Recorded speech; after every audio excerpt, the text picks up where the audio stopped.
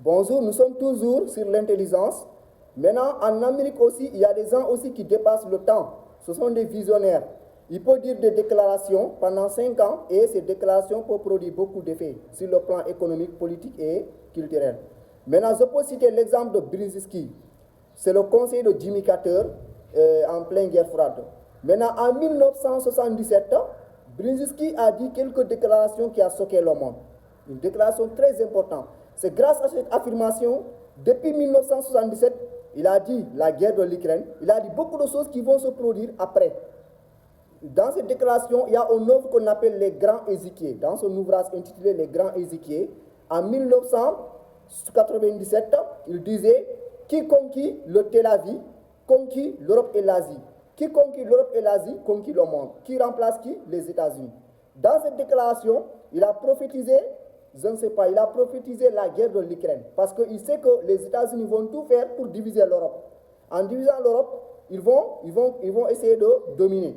Ils vont diviser encore l'Asie, ils vont essayer de dominer. Cette déclaration m'avait fait très mal parce qu'il disait que qui conquit le Tel Aviv, c'est Jérusalem, conquit l'Europe et l'Asie, qui conquit l'Europe et l'Asie, conquit le monde. Ici, cela veut dire que l'Afrique ne fait pas partie du monde, d'après Brzezinski, d'après les Américains. Maintenant, avec cette déclaration, ce qui est très important dans cette déclaration, il a prophétisé la guerre de l'Ukraine parce que les États-Unis, il est en train de révéler les vrais visages de la politique étrangère, y compris les États-Unis. Ils vont tout faire pour diviser l'Europe afin de le dominer, de même que l'Asie.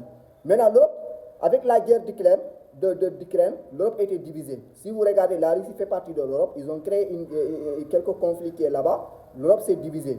Vous regardez avec Macron et Poutine, actuellement l'Europe est divisée. Maintenant, le conséquence c'est quoi? Les conséquences c'est quoi? Actuellement, c'est la France qui va être trahie. Puis les jours s'avancent, puis la France, il va essayer de se séparer avec les États-Unis et il va se rapprocher avec la Chine. Puis les jours aussi avancent, puis la Russie aussi, il va se séparer avec la France, il va s'approcher avec les États-Unis. Un jour viendra, la France va être le partenaire, l'ami fidèle de la Chine. Un jour viendra, ils vont laisser les États-Unis et ils vont travailler avec la Chine. Pourquoi? Sur le plan économique, parce que la Chine dispose beaucoup de moyens pour aider la France à remonter sur le plan économique. Maintenant, les États-Unis aussi, sur le plan politique, ils vont se rapprocher avec la Russie. Avec ces propos de Brzezinski, il a tout déclaré. Maintenant, la guerre d'Ukraine va se produire. Et ce n'est pas par hasard que, et je ne sais pas, Trump voulait envahir, je ne sais pas, l'Europe avec cette guerre de l'Ukraine. Parce qu'il veut que, bien, un jour viendra la France, il va rompre avec les États-Unis, ils vont travailler avec la Chine. Ça va venir.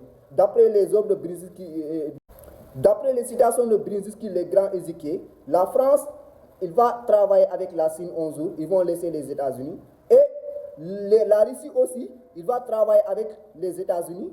Et c'est ça que le monde va prendre une nouvelle tournure, il va prendre quelques visages encore. C'est propos d'après les grands Échiquiers de Brzezinski. Il a tout prophétisé, tout ce qui doit passer durant toutes ces années, il a prophétisé. Cela veut dire que, soit, ce qui va venir après, soit on va rentrer dans une troisième guerre mondiale, c'est ça que beaucoup de gens souhaitent, parce qu'on est fatigué. Chaque jour, il y a des guerres qui s'éclatent. Je ne sais pas, l'Iran et les États-Unis ont envahi l'Iran. On est tellement fatigué. Les armes, on les prend, on les laisse.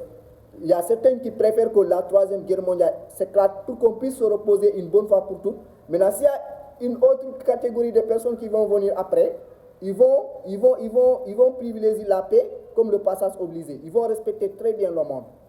Soit, si la troisième guerre mondiale ne s'éclate pas, soit il y aura un autre aspect encore.